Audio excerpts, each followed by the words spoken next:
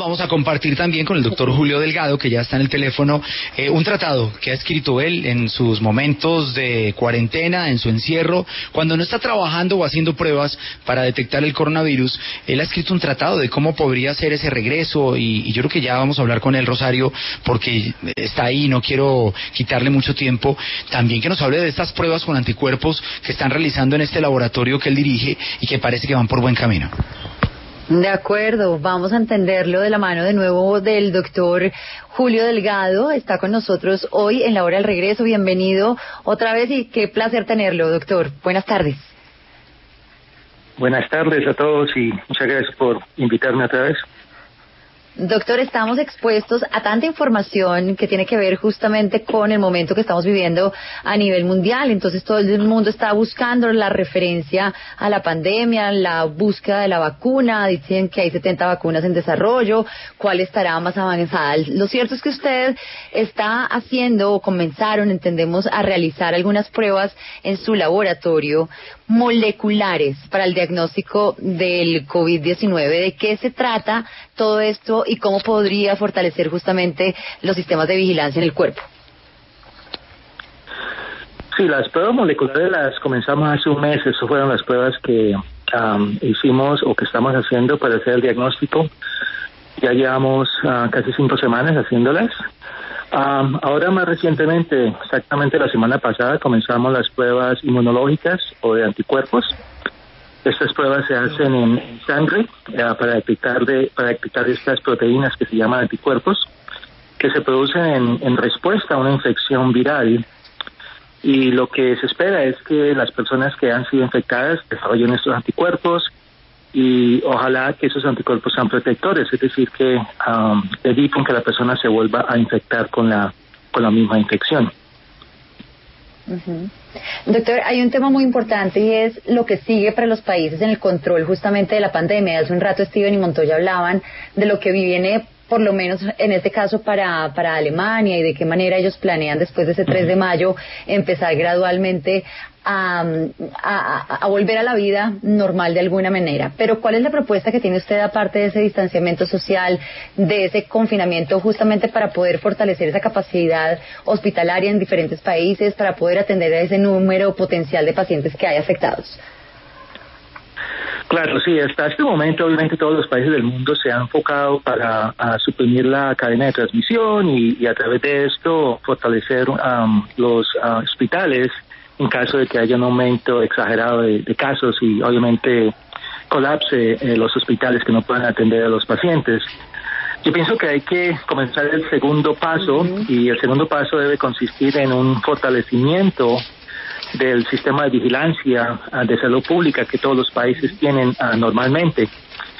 Y esto se debe basar en principios que existen actualmente, pero hay que reconocer que la transmisibilidad y la virulencia del COVID-19 van a requerir una mayor capacidad para la detección y la respuesta rápida de estos sistemas de salud, cuando muy probablemente en los próximos meses se convierte en una enfermedad estacional, es decir, que ocurra cada 3 meses, cada 6 meses, dependiendo de las estaciones de cada país.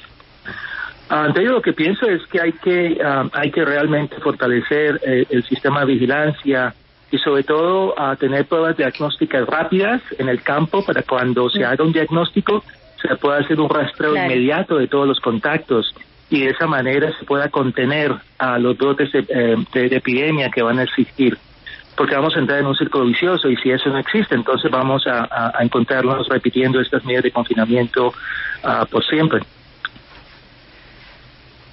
Esta semana, preguntándole a un colega suyo, me decía que los pacientes asintomáticos, que son una preocupación enorme en el tratamiento de este COVID-19 en las sociedades del mundo, se dan porque la carga viral que ingresa a su organismo, digamos que es mínima, y que este hecho incluso podría hacerles crear anticuerpos, y eso favorecería que sean unos pacientes que no se compliquen en el futuro con su salud, pero que sí se hace más complicado los síntomas si la carga viral es mucho más alta la que ingresa el cuerpo. ¿Esto es así? ¿Ustedes cómo lo están manejando en los Estados Unidos? Sí, eso es correcto. Realmente el paciente cuando se vuelve sintomático, es decir, que presenta fiebre y desarrolla todas esas fallas respiratorias que vemos en esos pacientes, eso coincide con un pico alto de la cantidad de virus. Los pacientes que tienen síntomas leves, es decir, que tienen una tos, que desarrollan de pronto fiebre, pero que no desarrollan esas alteraciones respiratorias, se ha visto que esas personas tienen una cantidad de virus menor. Y las personas que probablemente han sido infectadas y nunca han presentado un síntoma, o ni siquiera un síntoma que la persona note, es probable que la cantidad de virus no ha sido lo suficiente grande para que sea detectado. El problema es que esas personas probablemente han sido portadoras de la infección y han transmitido ese virus a otras personas. Eso es lo que ha sido bastante difícil desde mi punto de vista con esta infección, es que hay muchas personas probablemente asintomáticas que andan por ahí caminando y están infectando personas que probablemente desarrollan una enfermedad mucho más fuerte. A eso se deben las medidas que existen hoy aquí, por ejemplo, en Estados Unidos, de que han sugerido que todas las personas usen un tapabocas, independientemente de si esas personas tengan síntomas o no, para evitar no que esas personas se infecten, sino que si ellos son cargadores del virus, no vayan a transmitir el virus a las demás personas. Doctor Delgado, ayer una persona que me parece además muy consecuente con lo que he estado leyendo en el ensayo de cómo sería o qué necesitaríamos para volver otra vez a nuestras actividades y a empezar otra vez a tener nuestra vida normal después de toda esta cuarentena. Y una persona ayer en la noche me compartió una inquietud que dije, se lo voy a trasladar al doctor Delgado a ver qué piensa él. Me decía que de la compañía, de la empresa de ella, habían empezado ya a solicitar a los servicios de salud, a las empresas prestadoras de salud de esas empresas, que les mandaron un listado con todas las preexistencias y las enfermedades graves de todos los empleados, que parece ser que la empresa va a empezar a llamar a trabajar primero a los más sanos, por decirlo así, que toda la gente que tiene hipertensión arterial, diabetes, o que está medicada, o que tiene algún tipo de tratamiento en curso, no van a ser llamados a trabajar inicialmente. Esto debería tenerse en cuenta en todas las empresas para que podamos regresar otra vez y evitar que el coronavirus vuelva y se nos instale. Bueno, eso es algo interesante, pero a mí me preocupa un poquito la privacidad de las personas. Obviamente, es importante tener este tipo de datos, pero a mí me preocuparía sobre todo algo que obviamente pudiera llevar a una discriminación desde el punto de vista laboral en esas personas. Yo pienso que obviamente hay enfermedades que verdaderamente predisponen a la severidad de esta enfermedad, personas inmunosuprimidas, obviamente esas personas, y no solamente a esta infección, a cualquier infección. Yo estaría un poquito preocupado de pensar hacer eso, porque realmente, como te digo, eso conlleva a muchos problemas. Y va a ser difícil poner un límite, o sea, que si una persona tiene hipertensión, qué tipo de hipertensión, qué tan grande la hipertensión de esa persona, si una persona tiene diabetes, si una persona tiene asma, ¿cómo se valora eso? Tiene sentido, pero a mí me preocupa y de verdad que no lo he visto desarrollarse en ninguna de mis lecturas que he visto acerca de cómo la gente está manejando esta idea de volver a reactivar la economía. Doctor, hablando un poquito justamente de eso, de reactivar la economía, según sus criterios, según su conocimiento, ¿hasta cuándo piensa o cree usted que dure esta crisis sanitaria en el mundo? Mira, la crisis sanitaria va a durar bastante tiempo y probablemente va a ser muy diferente en diferentes países. Hay países que obviamente, debido a la ferocidad como esta infección los ha atacado, han tenido que tomar medidas muy severas desde el punto de vista de confinamiento, desde el punto de vista de aislamiento. Hoy estamos viendo, por ejemplo, países como Italia, como España, que ya están saliendo de esa pesadilla que tenían hace un mes. Pero vemos países como Inglaterra, que están solamente a cientos de kilómetros de esas fronteras que están en la mitad de ese problema. Aquí en Estados Unidos estamos viendo que hay estados como Nueva York, que hace 2 semanas la gente estaba muriendo por cantidades y casi que no había dónde poner los cadáveres. que ya se está estabilizando, pero es posible que otros focos se van a comenzar a activarse, y eso va a ser lo mismo en bastantes países. Yo pienso que cada país debe ser responsable a manejar su propia epidemia dentro de su propio país. Una de las cosas que más me preocupa a mí es cuándo se van a poder abrir las fronteras, porque nadie sabe realmente cómo los países están manejando sus propios programas de confinamiento. Y mira, una de las cosas que está pasando en China hoy es que ellos ya tienen casos internos, pero están comenzando a ver que bastantes casos están ocurriendo porque la gente está viajando de vuelta a su país. Y que yo espero que esto va a ser una apertura gradual. Tienen que ser muy inteligente como se haga, porque es que el peor problema es estar en esa fase de acordeón donde vamos a estar aflojando y estirando dependiendo de los problemas que se van presentando. Así que esas medidas de levantar estos procesos de confinamiento deben hacerse con base en un conocimiento muy claro de cómo está la enfermedad dentro de cada país.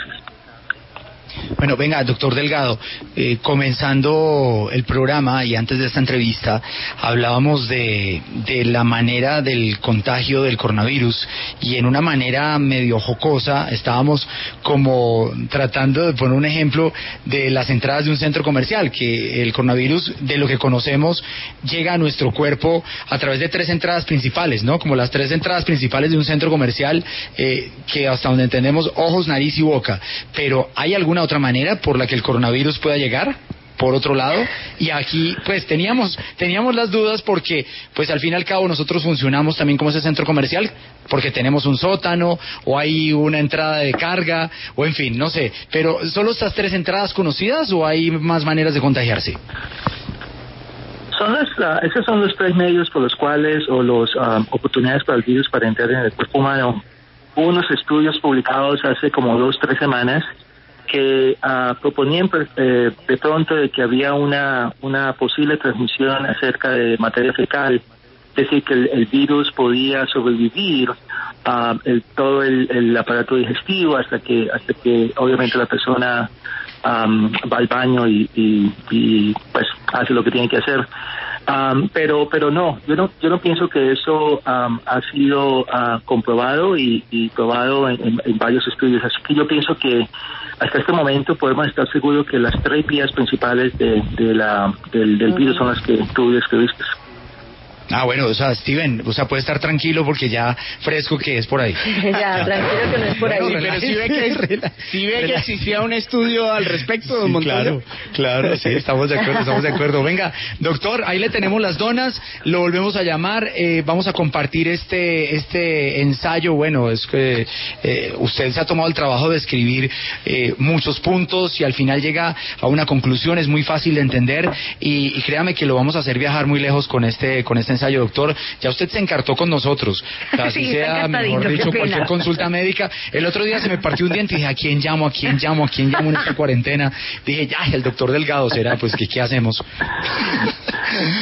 Sí, ahí estuvimos hablando durante el fin de semana un ratico acerca de algunas cositas que fueron muy interesantes. Me pusiste a estudiar algunas cosas que estaban diciendo por ahí, sí. Sí, bueno, y también le recomiendo, doctor, hay una información que ayer me llegó de la Universidad Nacional, donde profesores de la UNAL están realizando también pruebas para una posible vacuna contra el COVID-19 utilizando anticuerpos. Me llamó mucho la atención que generan, y es lo que usted nos acaba de explicar en la entrevista, las proteínas del virus. Entonces, pues también creo que en Colombia vamos muy adelantados y hay muy buena medicina en Colombia. Pues usted salió de aquí de la Universidad en Santander, lo que pasa es que se nos fue, ¿no? O sea, usted sí se fue temprano y 25 años allá, ya usted está más allá del otro lado que de acá. Aquí viene a comer donas y a comer hormiga culona. Muchas gracias, doctor. Listo, hermano, entonces nos estamos hablando y como siempre aquí a la orden para cualquier otra oportunidad. Que estén bien.